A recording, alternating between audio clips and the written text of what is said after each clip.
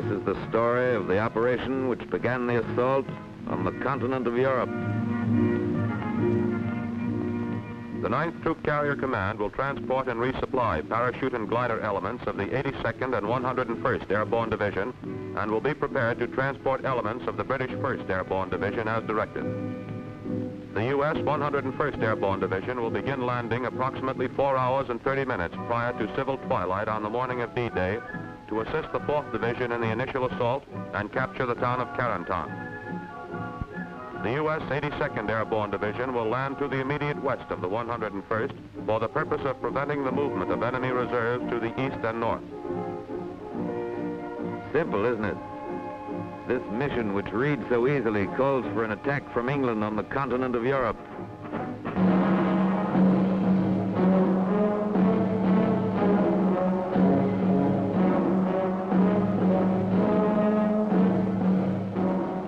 Festung Europa, walled in by the formidable defense in depth of the Atlantic Wall.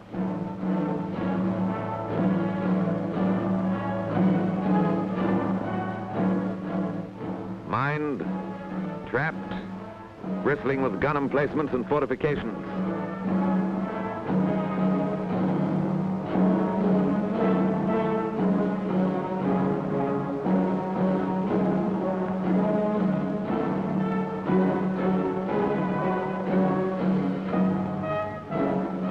An impregnable barrier, said the Nazis.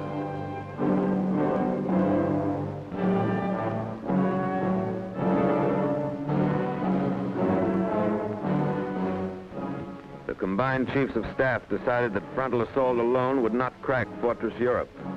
The Atlantic Wall must be vaulted and the cracking process begun from the rear.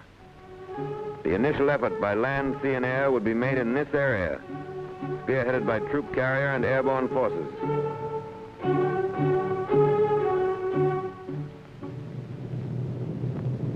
But before the D-Day, there must be a number of lesser D-Days.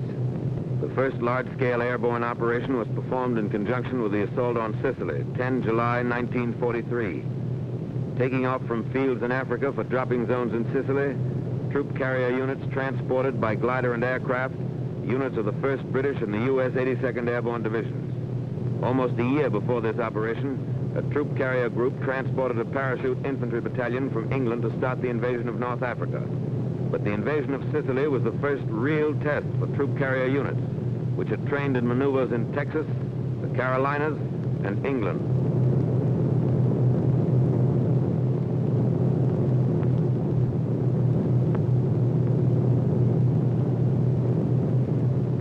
The Sicilian operation indicated there was much to be learned about the planning of an airborne operation. Troop carrier aircraft were shot down by friendly forces. Parachute drops were widely scattered. It was a tactical success, however, rich in experience for the units which would later participate in the assault on the continent. The lesson was driven home that more navigation aids were badly needed, that gliders must be landed at slow speeds, that some type of air brake was necessary to decrease the rate of descent of gliders going into small fields, that protection for the nose of the glider in rough landings should be provided, not only to protect the pilot, but to facilitate unloading. A technique had to be worked out for gliders landing on water.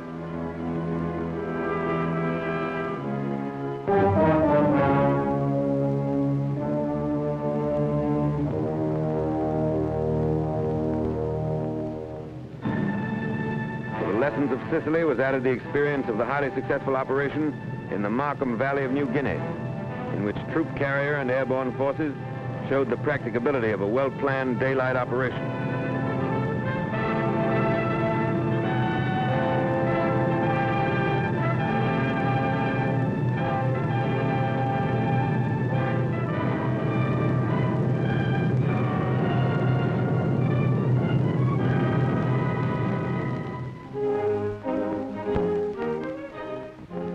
Back in the United States, many lessons learned from the operations in Sicily, Markham Valley, and Salerno were made a part of training and maneuvers. The Griswold nose was developed to protect the glider in rough landings. Parachute arrestor was adopted to permit landing the glider in restricted areas.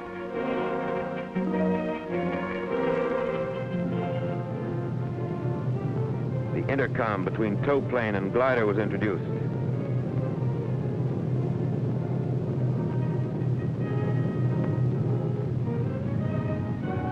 Blitz landings were out. Glider pilots were taught a slow, constant rate of descent, with a slow landing to a precise spot on the ground.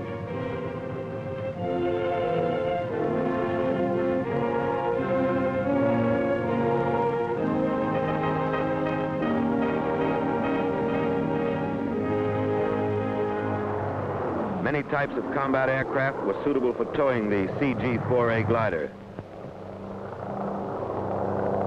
The B-25 was used. The P-38 performed its task well.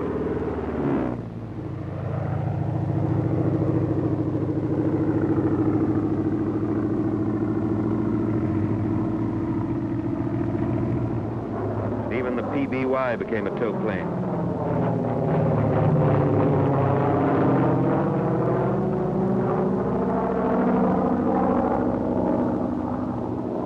Note the takeoff of the PBY before the glider.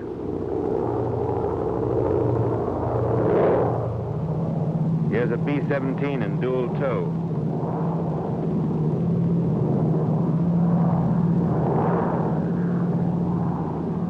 And a triple tow by a C-54.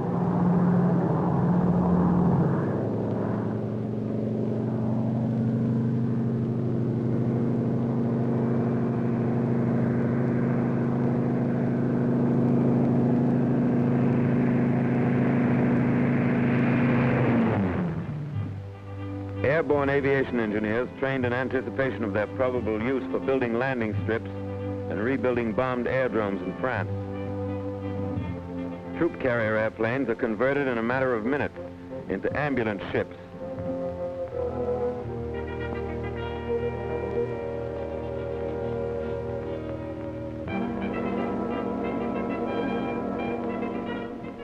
And from lessons learned overseas, grew the doctrine expressed in War Department Circular 113, employment of airborne and troop carrier forces.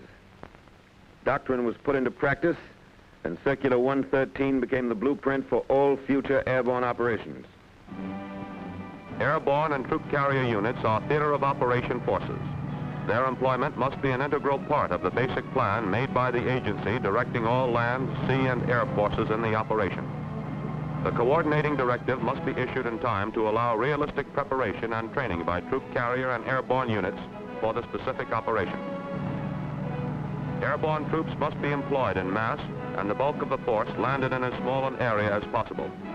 The use of highly trained pathfinder teams dropped in advance to mark dropping zones and glider landing zones is essential. Procedures must be prescribed which will ensure that troop carrier aircraft on course at proper altitudes and on correct time schedules are not fired upon by friendly forces.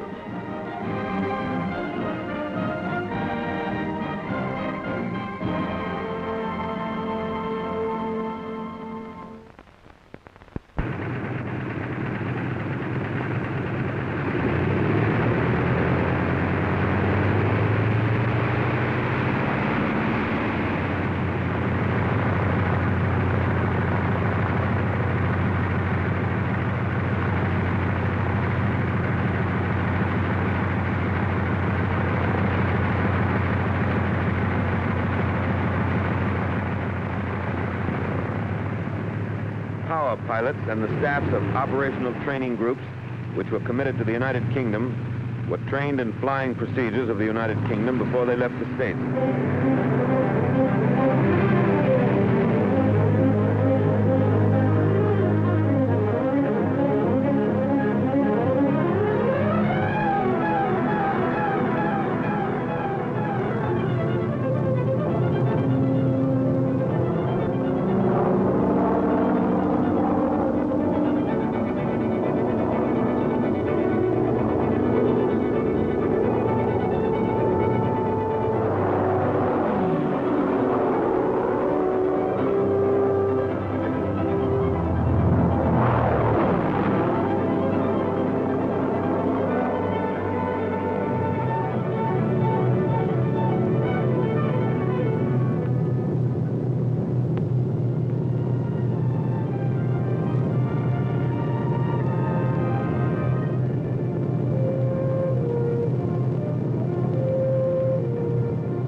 flying was emphasized, designed to prevent early detection by the enemy. Air crews had to fly through a corridor of flak, pinpointed by searchlights. Every aspect of operations in the United Kingdom, flying control, air-sea rescue, supply, British navigation, weather, all phases of theater training were covered before the units departed overseas.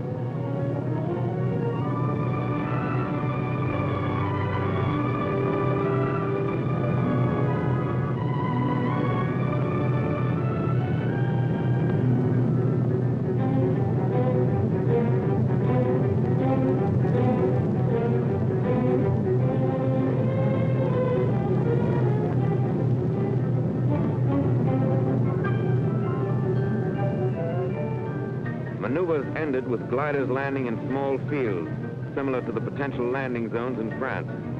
Live loads are in the gliders.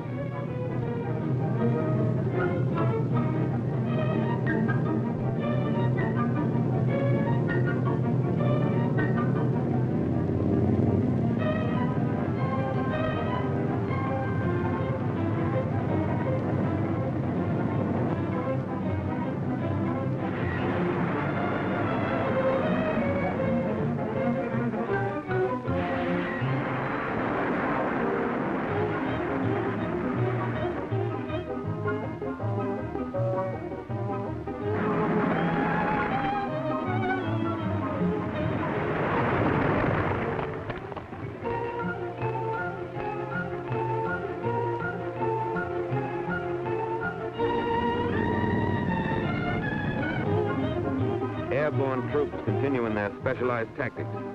Glider pilots are trained to stay in action with them until evacuated.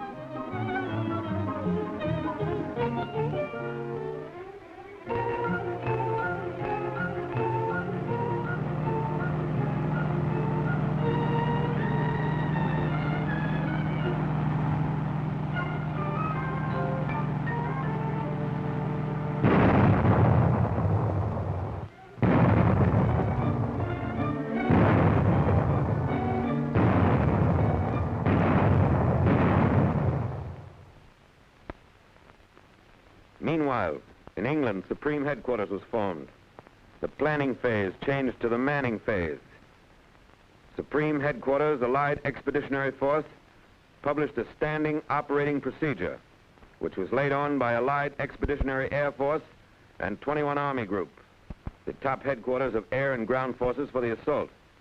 Under AEAF were the 9th and 2nd Tactical Air Forces, which controlled American and British troop carrier units. 21 Army Group commanded American and British and Canadian ground forces and the airborne divisions. Orders for the operation had been issued to troop carrier and airborne commanders, and their initial studies had been made. Liaison had been established between 9th Troop Carrier Command and the AEAF, 21 Army Group, the Navy, the 9th Air Force, the 101st Airborne Division, 1st Army, 82nd Airborne Division, and 1st Airborne Division. This was the chain of command for the airborne operation.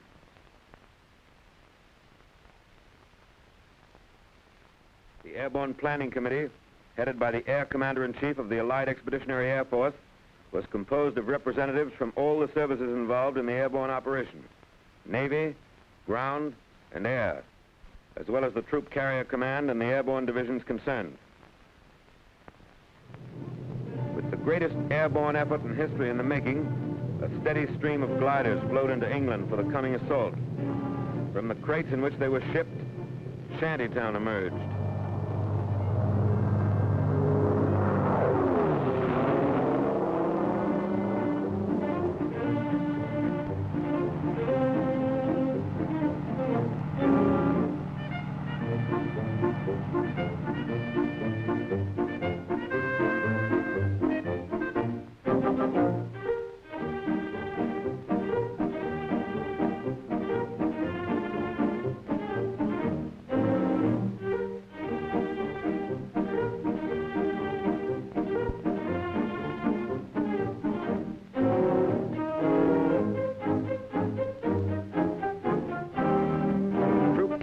Glider mechanics and Air Service Command units have the task of rapid assembly of CG-4As.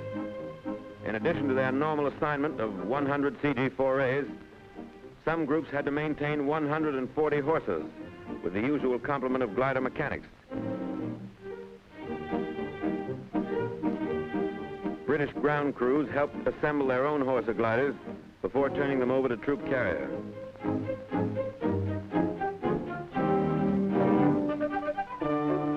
This British Horsa now belongs to the 9th Troop Carrier Command. Operational training with the Airborne Division started in March, 3 months before the assault. This time, Troop Carrier did not have to haul freight. It could concentrate on its combat assignment and train for it. Intensive work was done on column takeoffs and landings and night formation flying.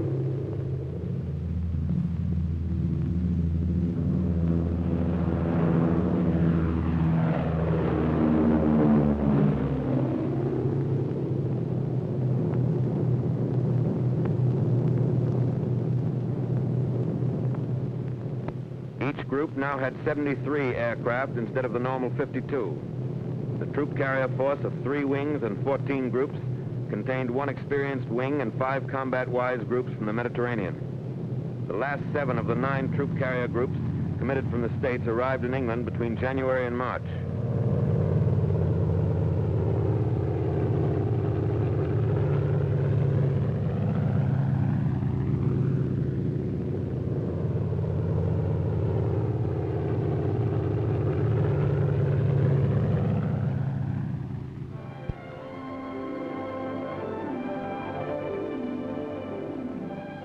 This system is used to recover gliders from small fields.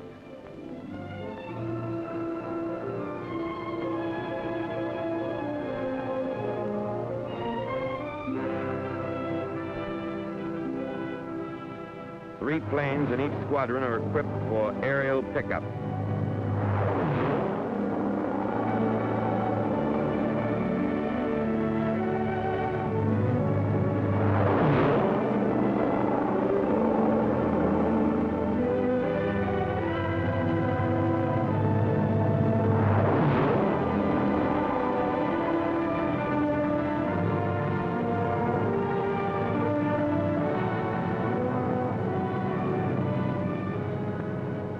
Thorough coordination between ground and air is necessary for accuracy and delivery of resupply containers.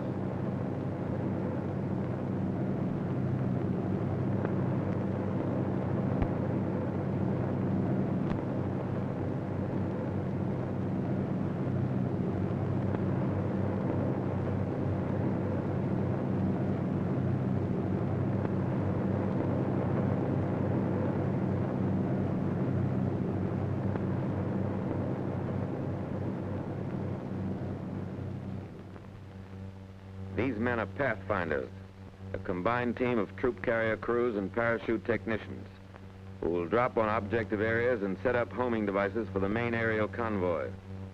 Teams consist of 9 to 14 technical men and 5 security personnel.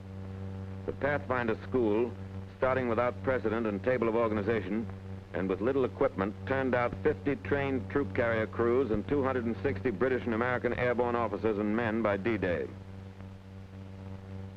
Pathfinder airplanes were equipped with every navigational aid used by troop carrier, and the flight crews and airborne teams received 30 to 60 hours training in their use, both in the air and on the ground. British G, similar to the American SS Lorraine, has no transmitter in the aircraft, but intercepts signals sent at precise intervals from a master station and 2 slave stations. The difference in time of arrival of these signals is measured and referred to a G lattice chart showing numbered lines of position. The numbered line corresponding to the measurement is the line of position the aircraft is on, the instant the measurement is taken. As an extra precaution, the leader and the deputy leader of each main serial flew aircraft also equipped with G. SCR 717C is used by the Pathfinders and 2 aircraft in each main serial. The picture shown on the 717 scope, the nearest thing in radar to a regular map, indicates such objects as shorelines, lakes, cities, and convoys, with the range and azimuth of each object. The receiving aircraft appears in the center of the scope. When 717C is tuned to a BUPS beacon, the map is not visible. The coded image shown here in the upper left quadrant is the BUPS beacon signal and indicates the range and azimuth of the beacon from the aircraft. The beacons are set up in the DZs by the pathfinders. All troop carrier aircraft are equipped with Rebecca, the close-in radar aid, used at ranges averaging 15 miles. Eureka is triggered by the Rebecca transmitter in the aircraft. The impulse, when received, trips the Eureka transmitter, which sends a signal back to the aircraft on a different frequency. The twin Rebecca antennas, by the intensity of signal received on one side or the other, indicate on the scope which side of the aircraft Eureka is on, and the range of the aircraft from the ground station. When the signal is received with equal intensity on both antennas, the aircraft is on course. Each Pathfinder team is equipped with 8 specially designed holophane lights from which DZ light tees are made. By D-Day, crews who had lived, trained, and were briefed together could navigate under instrument conditions to within 600 to 800 yards of a pinpointed position in unfamiliar territory.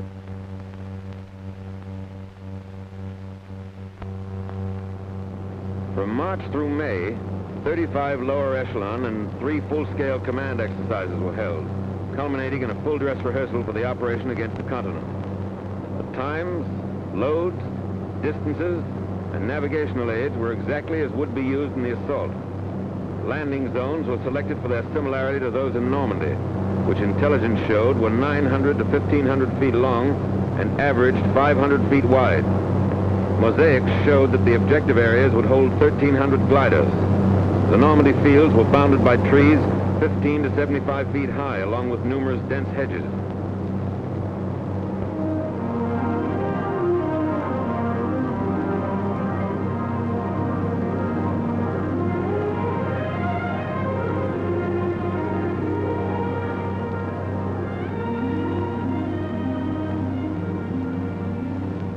Glider pilots were allowed to choose their own fields, and release was made at heights from 800 to 1,000 feet.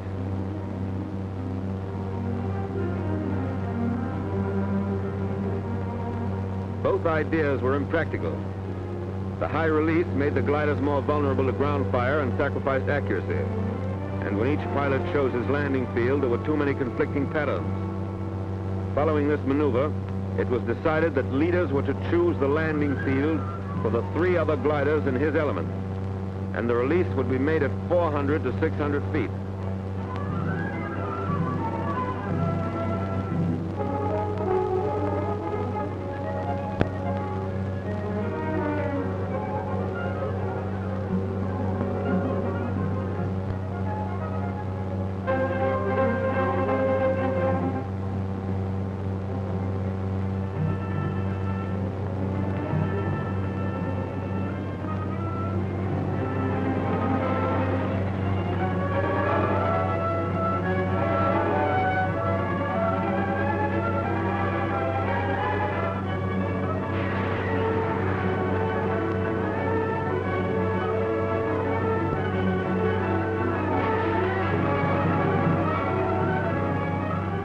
If fields small enough for practical operational training are used, there are certain to be crack-ups. A compromise must be made between realistic training and the number of gliders which may be expended on the maneuver.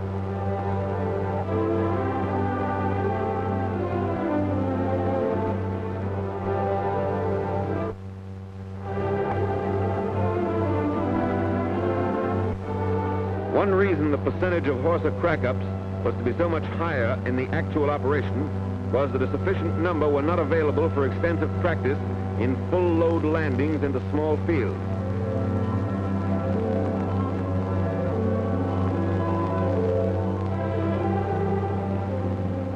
Because of their rugged fuselage construction, most of the CG-4A gliders, which sustain damage upon landing, deliver their loads of personnel and equipment in fighting condition.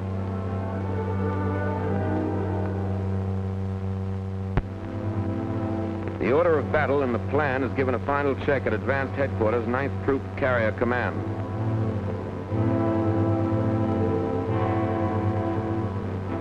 troop carrier crews, the majority of which had never seen combat, were approaching a state of battle readiness. The final briefing was held near London on the 1st of June, 1944. Groups will take off from their home airdromes and assemble at wing assembly points. They will proceed to the command assembly point at Elko, then to the command departure point at Flatbush. The first 28 serials will proceed from Flatbush via Gallup and Hoboken to IPs on the west coast of the Cherbourg Peninsula. The dotted lines indicate a 10-mile wide corridor in which no aircraft of any type will be fired on by surface vessels. Corridors, altitudes, constant air speeds, and time over fixes must be adhered to because air, ground, and naval forces have been notified of numbers and timing of our aircraft over the route. The route has been chosen to avoid aircraft assembling in UK, main routes of naval convoys, and flak, particularly from the heavily fortified Channel Islands. DZs and LZs are in the area indicated. After passing DZs, serials will proceed to Paducah, to Spokane and Gallup, and will fly a reciprocal of the outbound course. Distances from the various wing assembly points to the DZs are, from Atlanta, 282 miles, from Austin, 197, and from Ada, 192. Navigation aids will be distributed as follows. Eureka will be placed in advance at Atlanta, Cleveland, Elko, Flatbush, and on boat markers at Gallup and Hoboken. Pathfinder teams will place Eureka on all DZs and LZs. Only one of each 9 aircraft will home on Eureka, since more than this number will saturate the ground set and reduce the range. Box beacons will be placed at Flatbush, Hoboken, and 2 DZs by the Pathfinders. Occult portable lighthouses which flash a coded letter will be placed at Atlanta, Austin, Ada, Burbank, Cleveland, Dallas, Elko, and Flatbush. Holophane lights will be used during the night operation on the boat markers at Gallup and Hoboken and to form lighted T's on all LZs and DZs. The 2 boat markers at Gallup and Hoboken will be 100-foot boats manned by the Royal Navy and will maintain their exact position in the channel by G. Panels and smoke coded by color will be used on 2 DZs and 2 LZs for the daylight serials.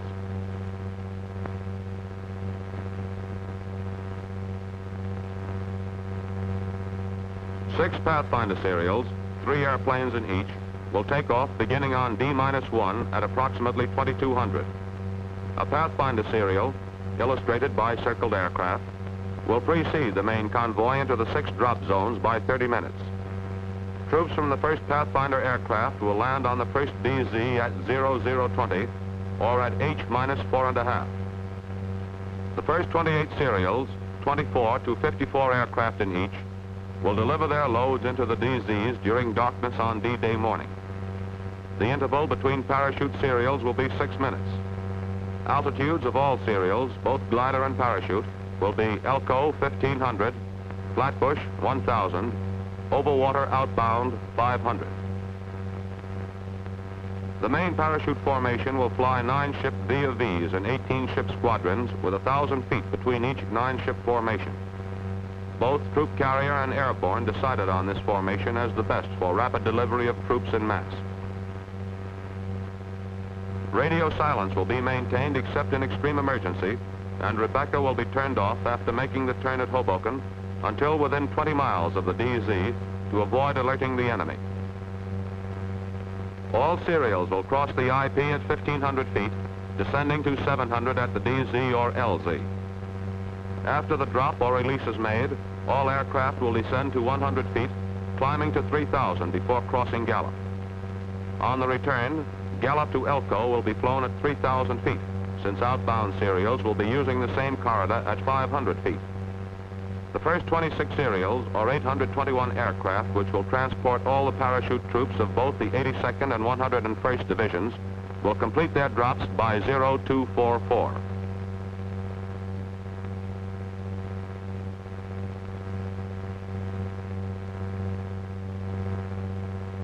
A About the time the first serial of parachute aircraft returns to its home base, 2 serials, each consisting of 52 aircraft towing CG-4A gliders, will take off from these airfields. The interval between glider serials will be 10 minutes. These gliders will be released over the LZs about 0400, still in darkness, which will conclude troop carrier operations until 1900 of D-Day. The static hookup will be used for all glider marshalling and takeoff. This system, with all tow planes and gliders hooked up and parked prior to takeoff time, enables each combination to take off at intervals of less than 30 seconds. The control procedure used will be the standard sled and jeep combination indicated. The sled and marker, attached to the jeep by a rope the same length as the tow rope, indicates to the tow plane pilot, when he taxis alongside it, that the slack is taken up. The signalman on the sled gives the tow pilot the signal to take off. Then the jeep moves back alongside the next tow plane, and the procedure is repeated. The glider pattern will be the standard double column echelon to the right with 300 feet separating the double columns. 3 minutes from the LZs, the columns will separate so that landing patterns of separate columns will not conflict. The glider will be brought to a landing over the lighted T's, which will be placed in the fields and lighted by the pathfinders 10 minutes before the arrival of the serial. 4 gliders make up the element because of restricted visibility and the size of the field selected for the LZs. Meanwhile, aircraft of 38 Group, the British troop carriers, will take off and form along this route after Serial 10 passes Flatbush.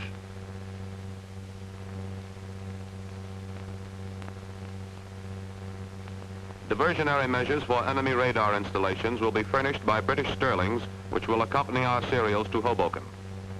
After troop carrier serials turn at Hoboken, the Sterlings will continue the same course and drop window to simulate troop carrier serials. They will then turn into the coast and drop dummy parachutists.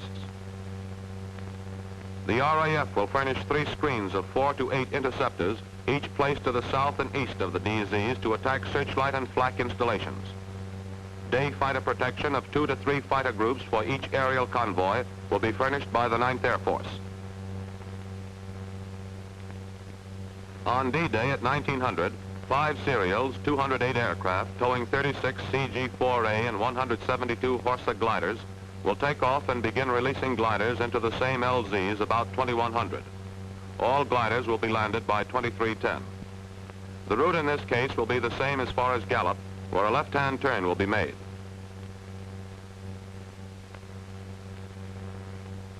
Serials will proceed from Gallup to Spokane, to Paducah, to the LZs, make a right turn and fly a reciprocal course on the return route.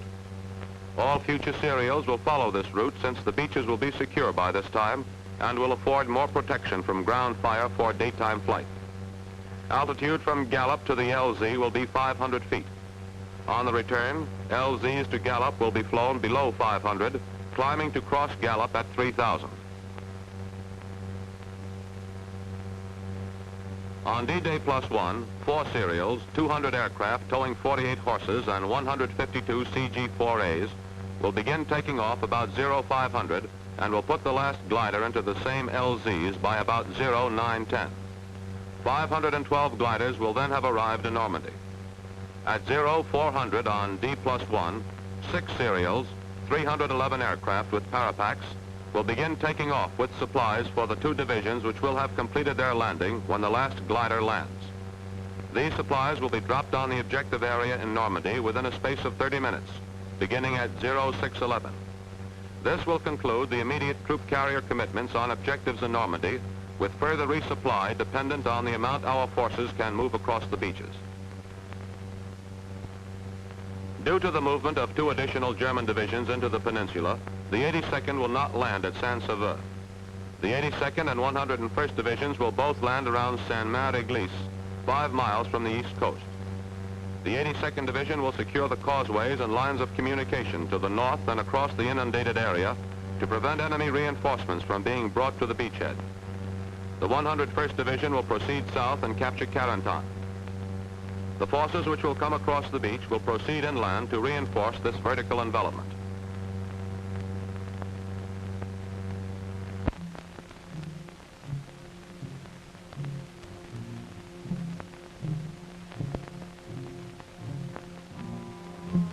Airborne infantry file into buses for their last land-borne ride until D-Day.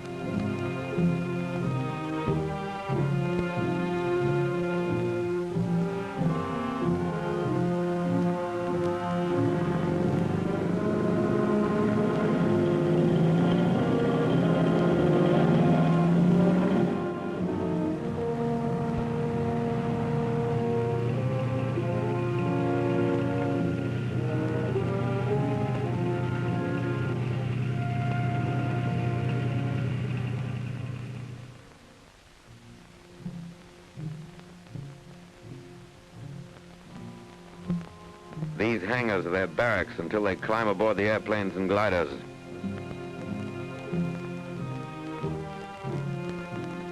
New equipment is issued.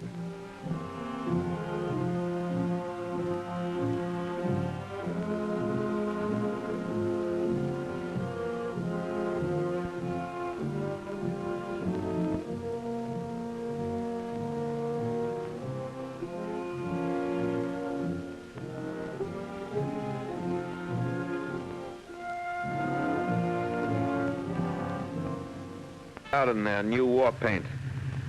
On D-2, invasion markings were applied. Another lesson from Sicily.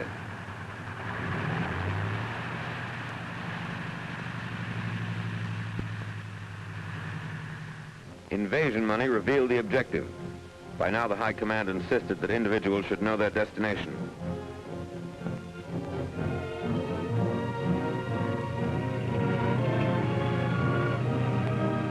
Hours before takeoff time, parapacks were assembled and delivered to the C-47s.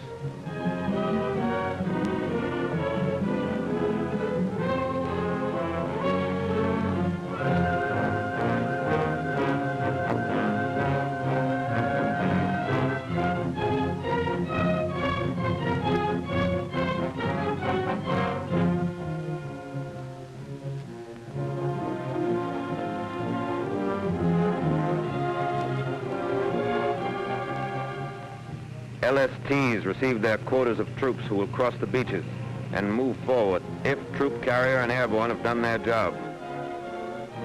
One glider regiment of the 101st was to go in by boat, as were some attached and supporting units of both divisions. The lift, or the required aircraft and gliders, was not available to put them in by air as early as needed. D-Day -1, and time narrows down. Gliders for the first night's operation are assembled for the takeoff, ready to follow the parachute serials to France. Officers and men of lower echelons are briefed. Speeds will be Pathfinders, 150 indicated for the entire course. Parachute aircraft, 140 to the IP, 125 IP to DZ, slowing to 110 for the drop, then 150 for the return trip. Glider pilots are told to assemble at division headquarters after landing for evacuation to England. An airborne general has a final talk with his men.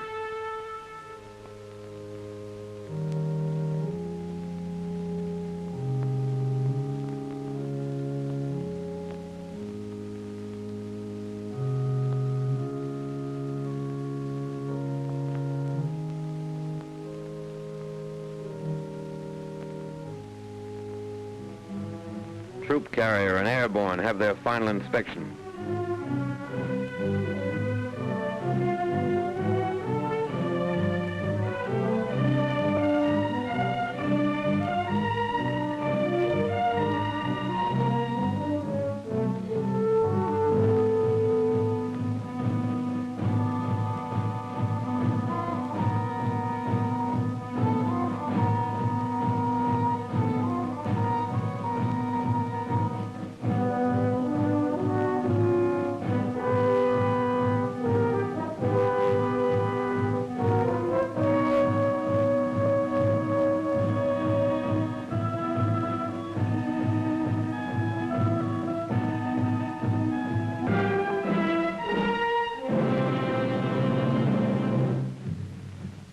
More than a dozen fields, paratroopers march their ships.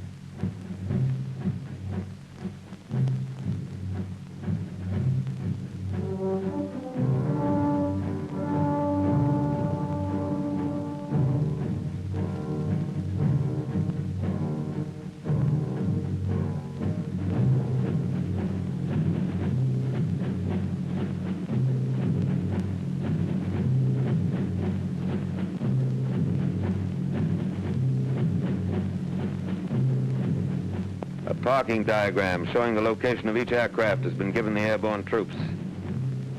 Each pilot has been furnished a list of his passengers.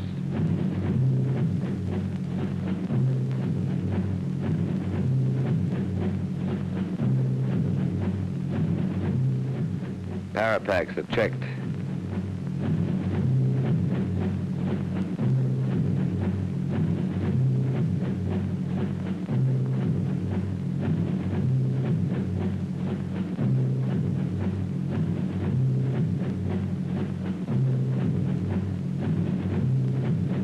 This outfit has enough Apache blood in its collective veins to justify their haircut.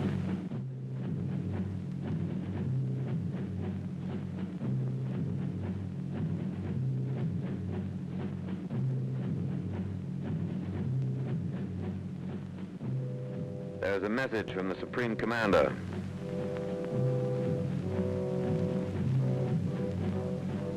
You are about to embark on a great crusade. The eyes of the world are upon you, and the hopes and prayers of all liberty-loving people go with you.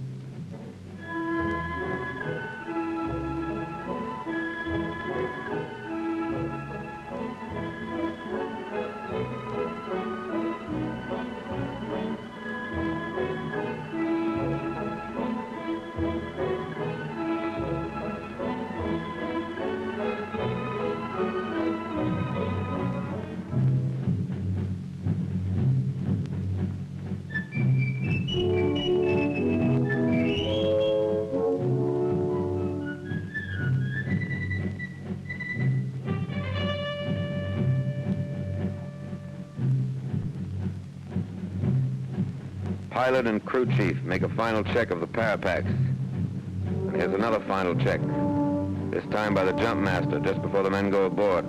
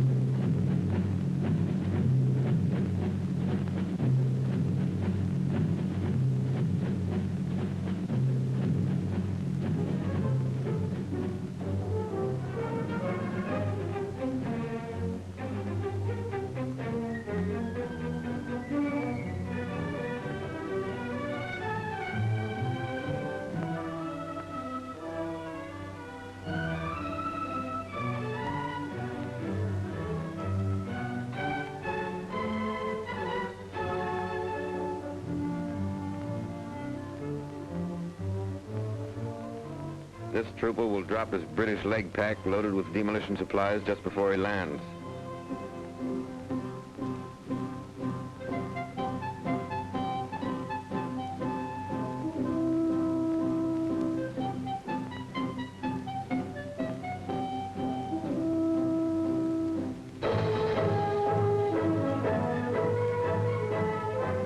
At dusk, Pathfinder teams board the ships that will show the way into enemy territory.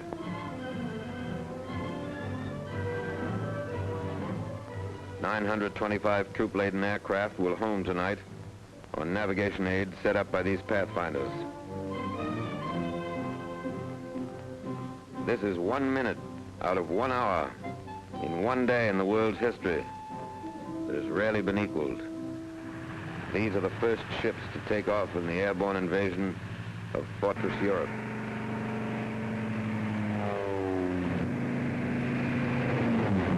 First Pathfinder ship is airborne at 2154.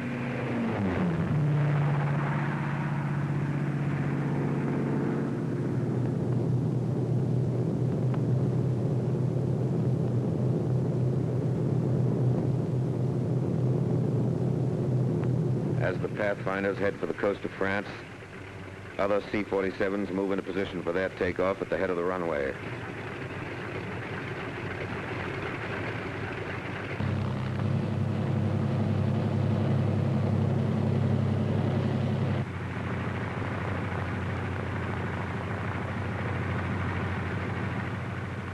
"30 minutes after the Pathfinders take off, the first serials of C-47s follow on the invasion path.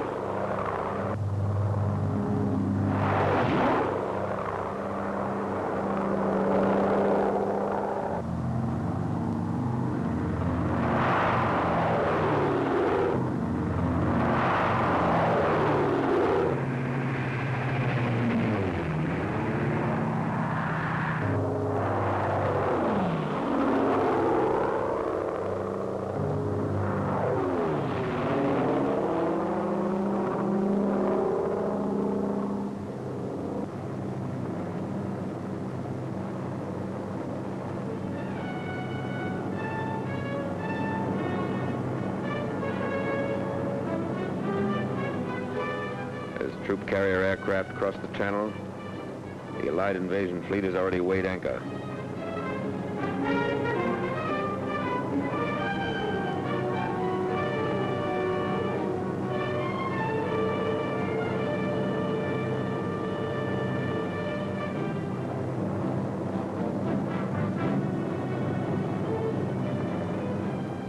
Ceiling had been forecast as 3,000 en route, clearing at DZ, but actually is variable, 500 to 1,000. Visibility is poor. Stand up. Hook up.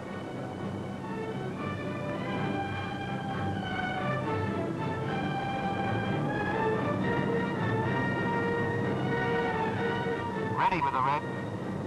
Shoulder red. Stand to door. Ready with the green. Shoulder green. Go.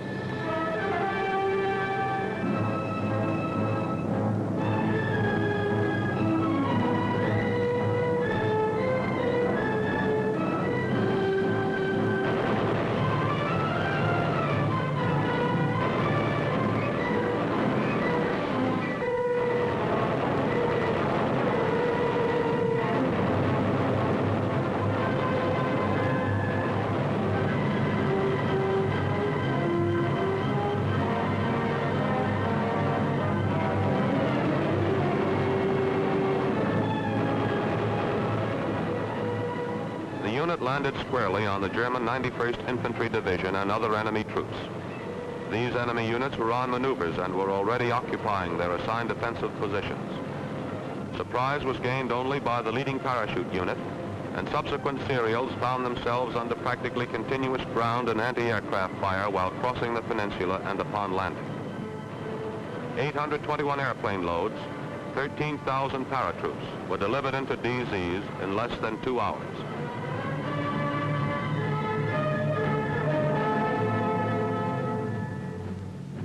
Troop carrier had not planned or trained for a night glider landing, but more Panzers moving into the peninsula made 100 glider loads of anti-tank guns and troops essential for the initial phases. It was estimated that only 50% of personnel and equipment would be available for use after the landing. This calculated risk was accepted. The serials were made up of the reliable CG-4As, which were easier to put into strange fields in darkness. 0200. Time for the gliders to go.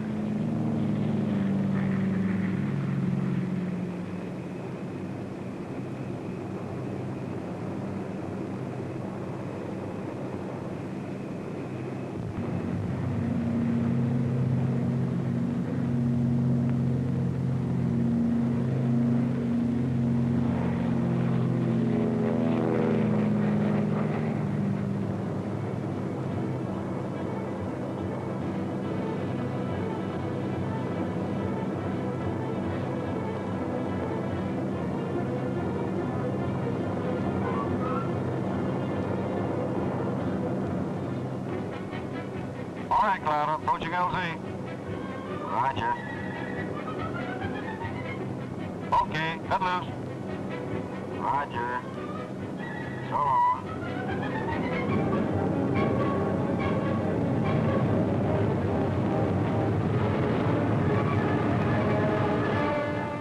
The briefing was accurate. The three heights were just as we figured. The main trouble was the landing zones were not secured by the time we arrived. In fact, I'd say that 90% of the gliders received hostile fire before landing. The lighting aids were a little messed up. Our group was supposed to have two. I never did see but one, and it was out of place. I understand, though, that some of the Pathfinder teams were neutralized.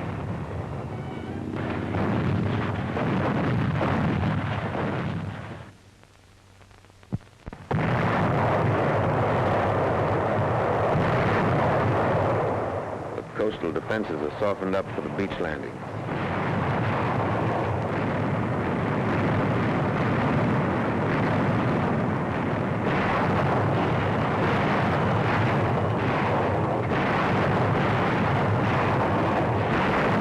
Daybreak. The naval bombardment continues.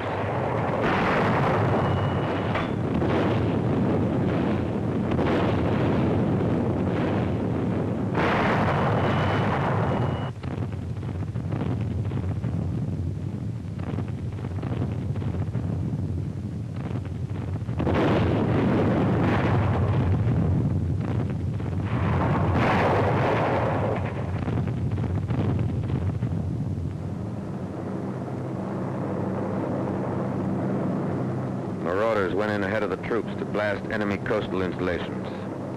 Priority number 1, air supremacy, had been obtained a long time before D-Day.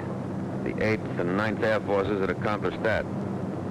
Standing offshore, the invasion craft wait as Allied planes blast the coast.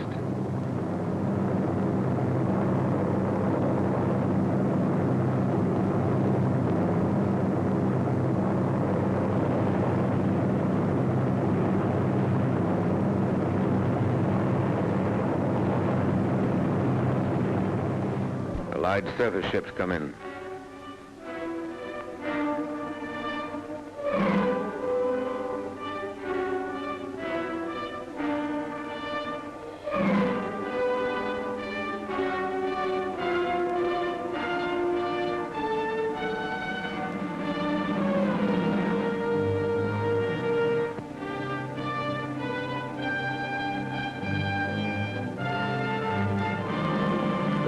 Go on to the next phase, the bombing and crippling of roads, bridges, waterways, railheads, the isolation of a battlefield.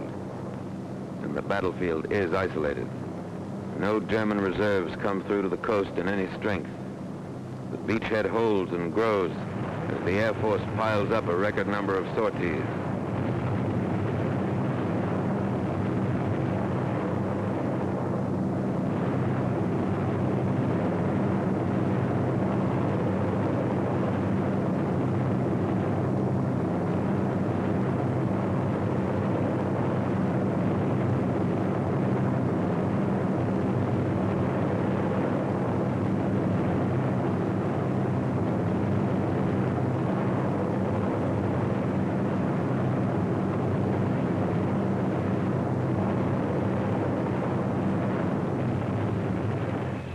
Fighters blast every target that moves on enemy ground.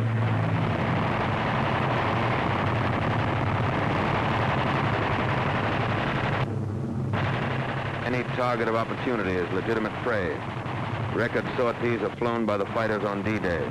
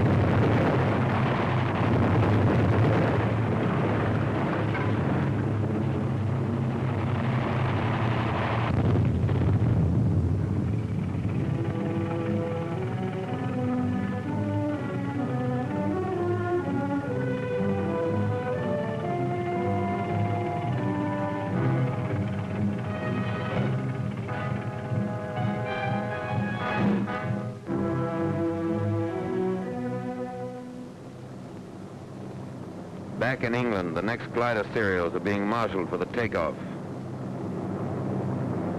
The C-47s are doing double duty. Back from the paratroop drops, they're ready to take off with gliders.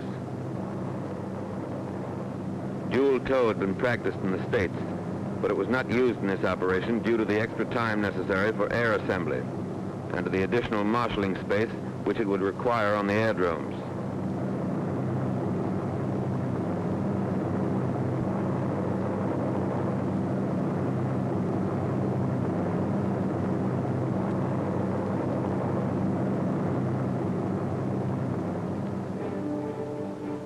Hard-pressed paratroopers who went into action in darkness earlier today are depending on reinforcements and heavier equipment, which will be delivered by these glider serials. 3 groups of fighter cover are in takeoff position at aerodromes to the south.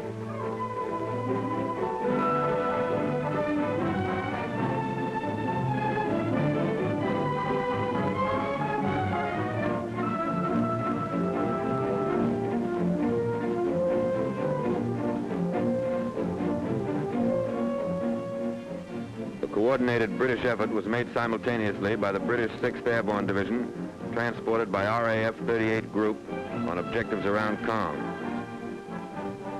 Particularly interesting was the delivery of 8.5-ton tanks of a Reich regiment in 30 huge Hamilcar gliders. 29 of the 30 tanks were in action within 10 minutes after they were landed.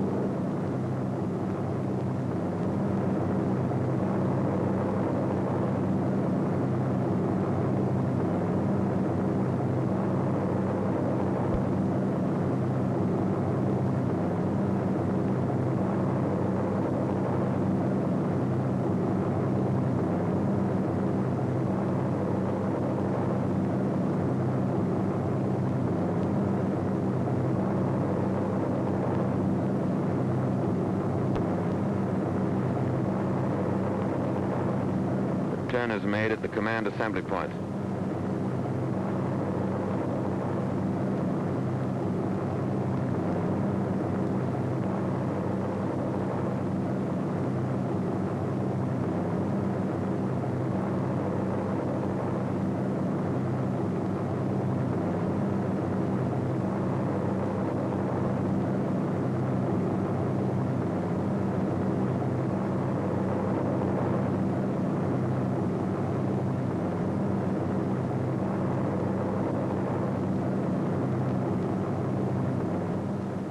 Air superiority makes possible this daylight operation.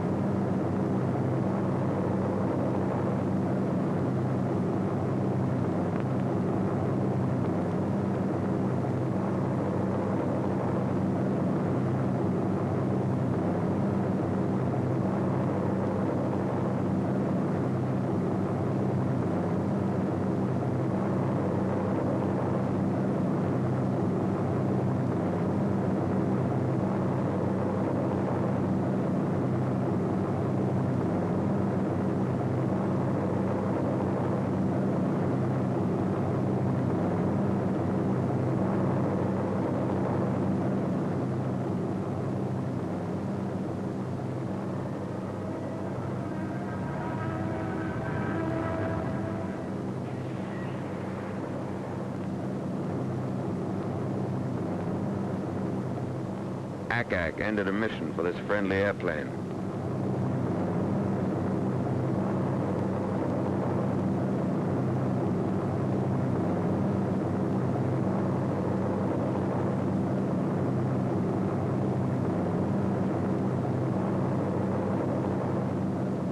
As these gliders and their tow planes head into France, C-47s, which already have dropped their gliders, pass on their way back to England. Two-way traffic, and it's congested.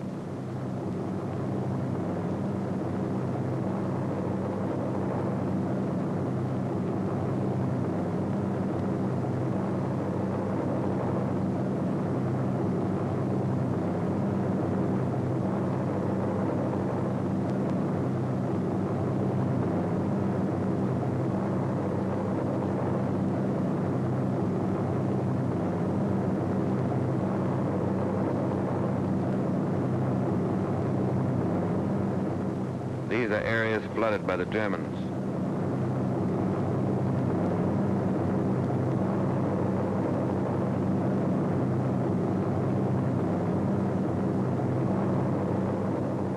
Parachutes and gliders from the previous serials.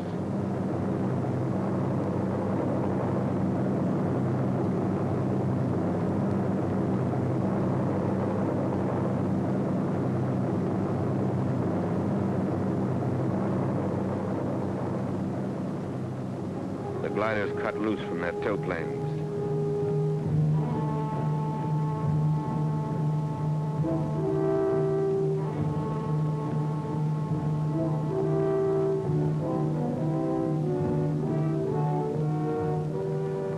We have fighter cover all the way to the landing zone. Not even a lone German fighter was able to sneak through.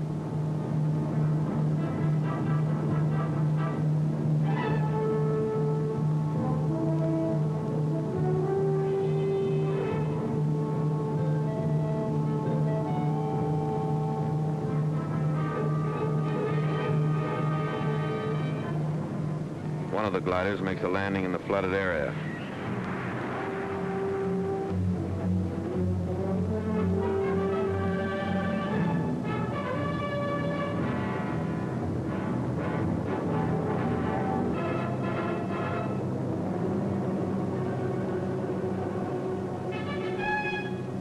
Here are the staked fields intelligence warned us about. The traps consisted of poles 12 to 15 feet long.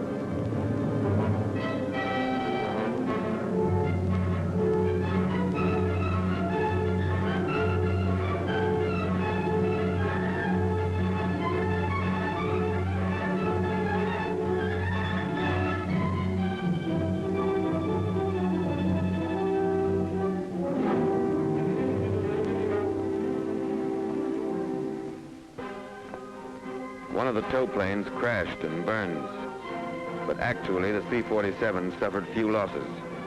Some of the glider landings were rugged,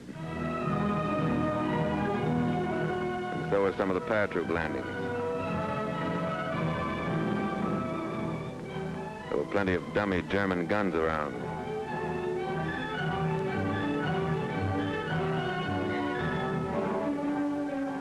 But just as many of the real thing.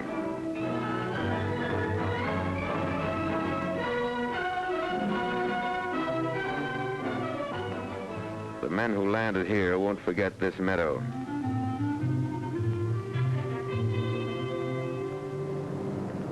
Resupply ships took off simultaneously with the last glider serial from 5 airfields which were designated as takeoff fields for resupply by air. All resupply was directed by the Allied Expeditionary Air Force Headquarters through an agency called KTOR, Combined Air Transport Operations Room. Packing, delivery, loading, and lashing of all supplies for aerial delivery was the job of the Service Command. Requests for air resupply were approved by the Army Group or Air Force in the field.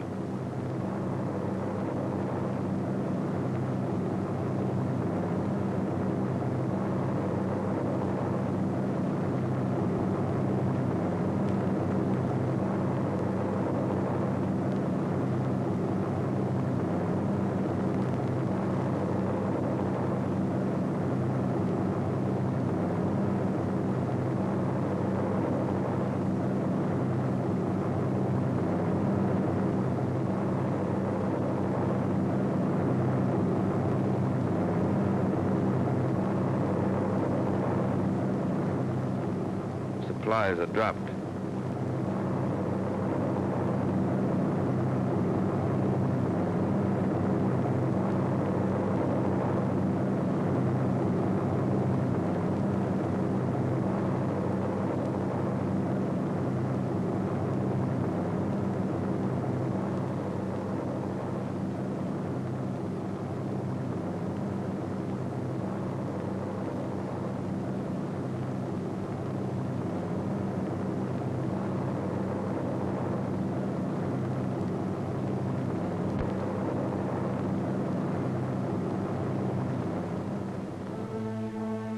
Meanwhile, the airborne infantry had fanned out and taken initial objectives, most of them after hard fighting and heavy losses. Now they're moving through the key town of Saint-Mère-Église.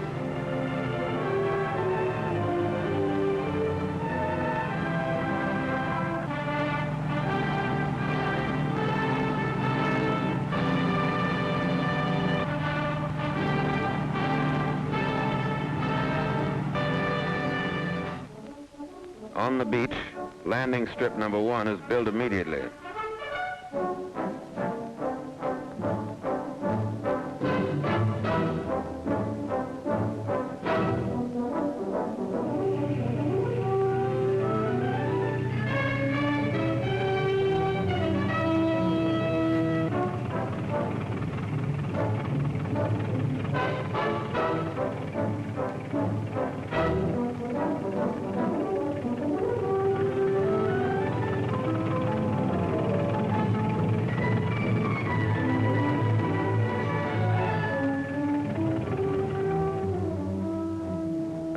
Balloon barrage to protect the field from enemy strafers. D+4. On the still incompleted strip troop carrier begins evacuation of the wounded to airdromes convenient to base hospitals in England.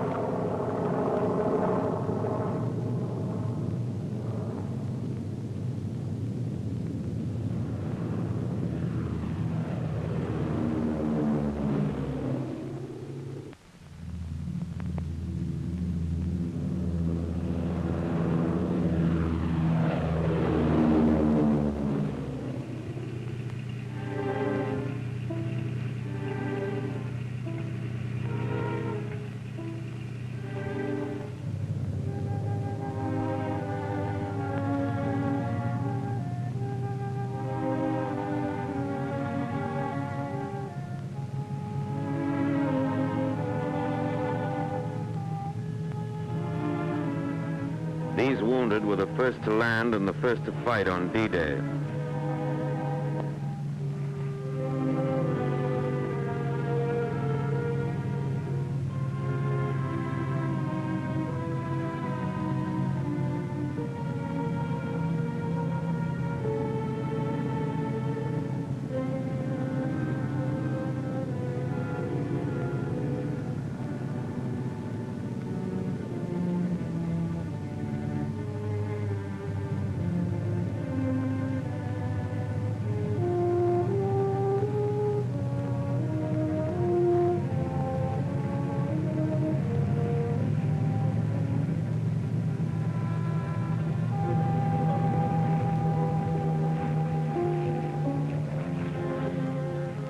Blood plasma is supplied before the ships take off.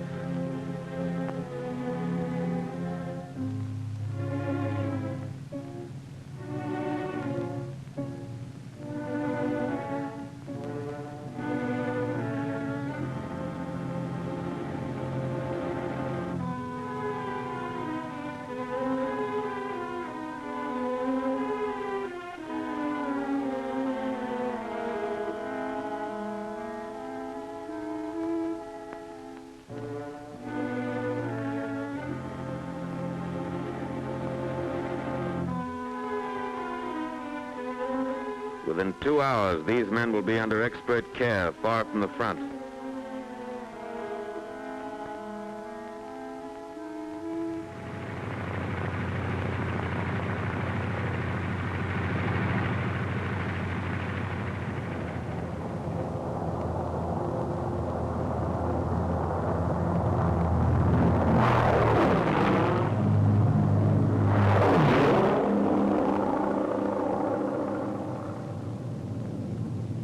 By now, Saint-Mary-Glisse is well to the rear.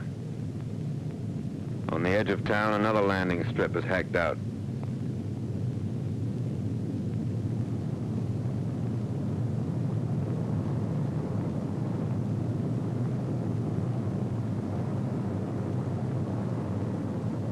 Even before the landing mats are laid, a resupply glider comes in with more equipment.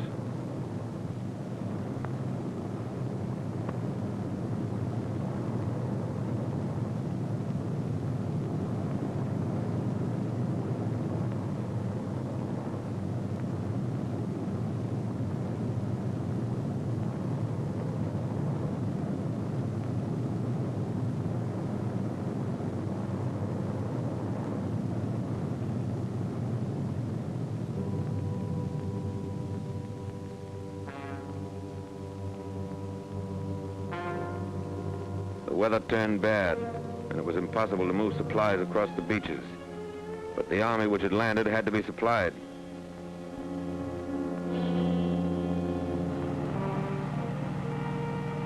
Back in England, Troop Carrier is assigned the job of getting it to them.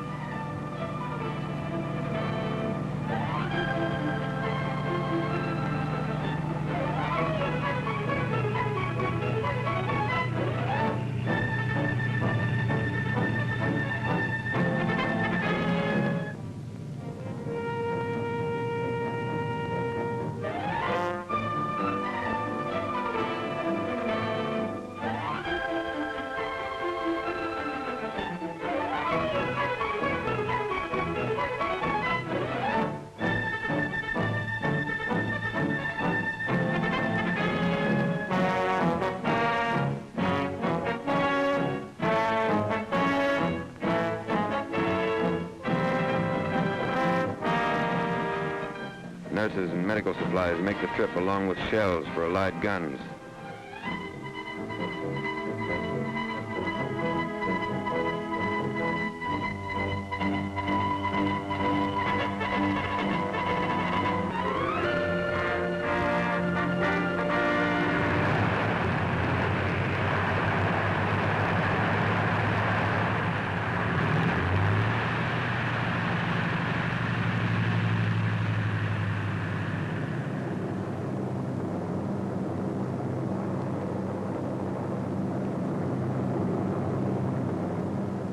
Materiel brought in those first days by Troop Carrier made the difference between a continued assault to Carentan, utilizing the elements of surprise and enemy disorganization, or a stalled offensive, helplessly waiting for supplies bogged down by weather.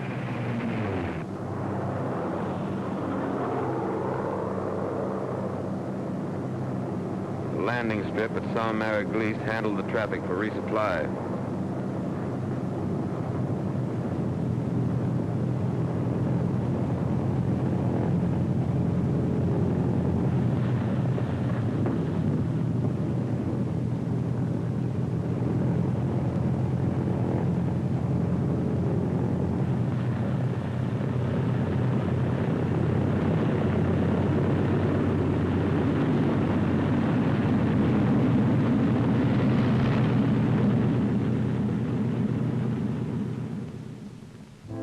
Jeeps and trucks are lined up at the field, waiting to rush the supplies to the front.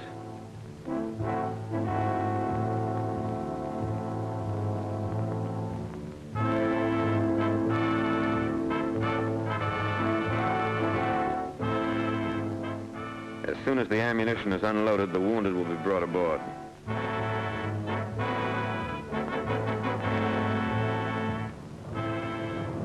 Gliders used on the first day's operation and those used in resupply are towed back to England.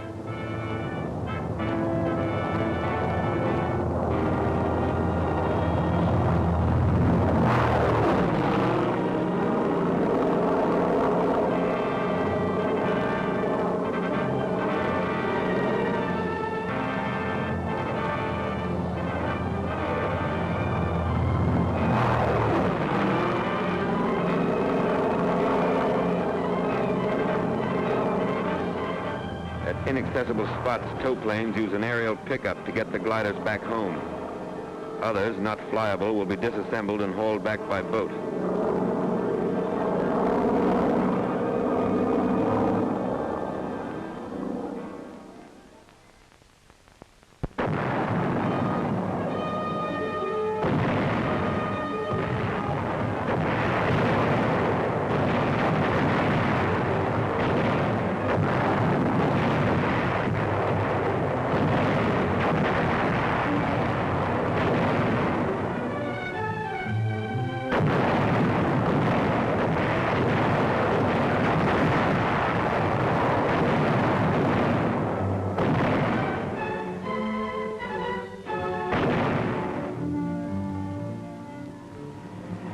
82nd and 101st Airborne Divisions were in action 33 and 24 days, respectively.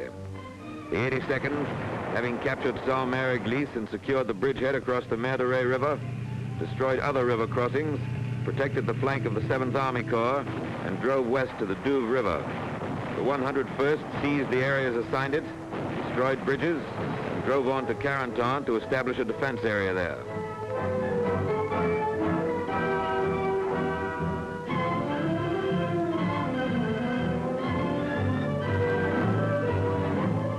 To Troop Carrier, the commanding general of the 82nd Airborne Division sent this commendation. Under most difficult conditions, including landing under fire in enemy-occupied terrain, glider pilots did a splendid job. On the ground, they rendered most willing and effective service, providing local protection for the division command post during the most critical period when the division was under heavy attack from 3 sides.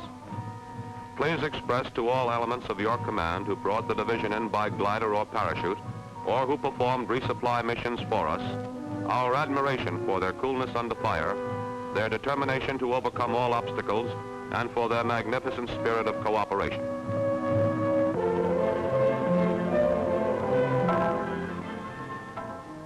This is part of the price paid for 6 and 7, June 1944.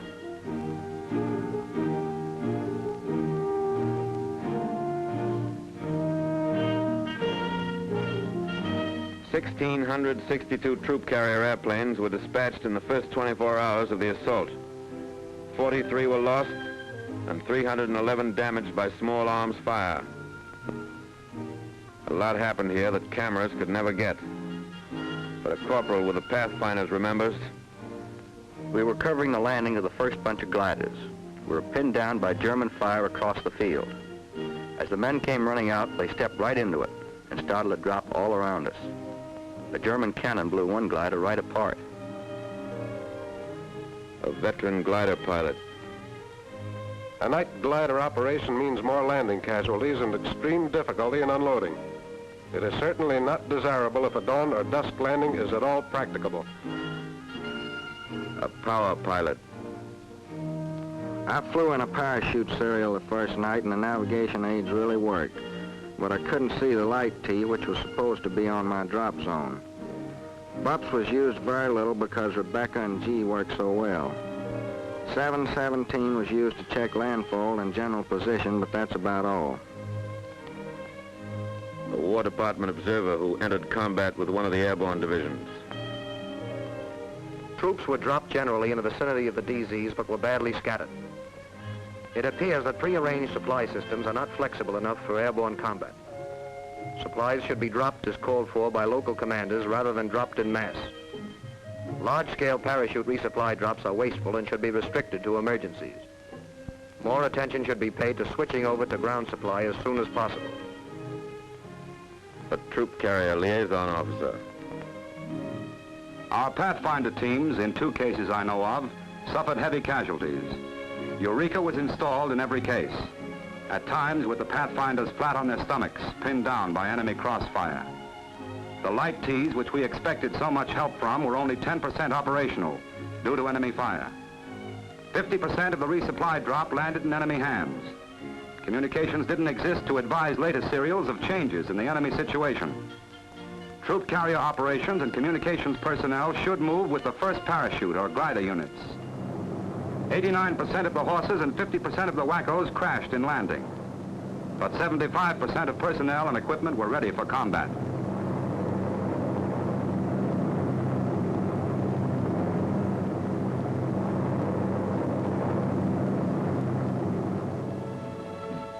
Back from Normandy, these men would have faced further tests.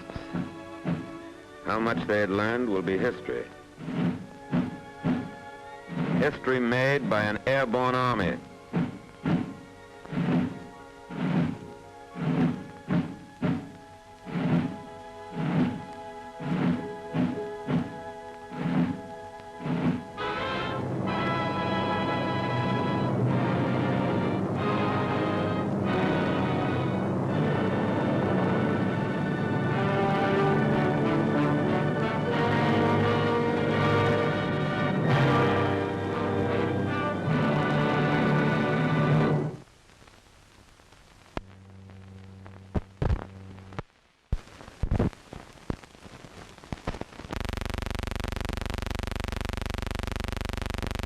Thank you for joining me on this journey to explore the heroic history of Douglas MacArthur, the legendary warrior who never backed down.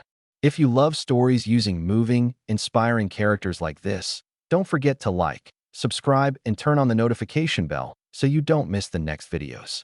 Your subscription is a great motivation for me to continue telling memorable stories in world history.